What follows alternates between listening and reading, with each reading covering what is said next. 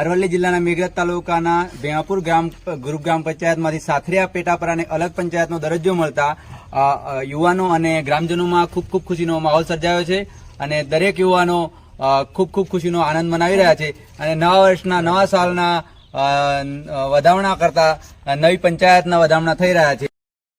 કટારા મોહનભાઈ કલાભાઈ કટારા ભેણાપુરનો ફોજી ગ્રામ પંચાયતના વિભાજન કરવામાં બધા ગામ આયોજન કરવામાં મતલબ ઘણા વર્ષથી મહેનત કરતા હતા, એમનું ફળ સાબિત થઈ ગયું છે. આજે રિઝલ્ટ આવી ગયું છે. અમે એની ખુશીમાં બધા ગ્રામજનો એકઠા થયેલા છે. મારી બી છુટ્ટી મળી છે ને એના હિસાબે હું આવેલો છું અને મને એટલો આનંદ છે. ગામ પંચાયત બધા ભેગા થઈને માહોલનો ખુશીનો અનુભવ કરવા માગીએ છીએ. એના ખુશી આપણે બધા ગામના આગેવાનો એકઠા થવા માટે ખૂબ ખૂબ આભાર છે. નવા સાલના નવા વર્ષની દિવસે અમારું રિઝલ્ટ આવ્યું છે. અમે મહેનત કરેલી બાબત ઉપર અમારું રિઝલ્ટ એ મહેનત અને સફળતા અમને પ્રાપ્ત થઈ છે.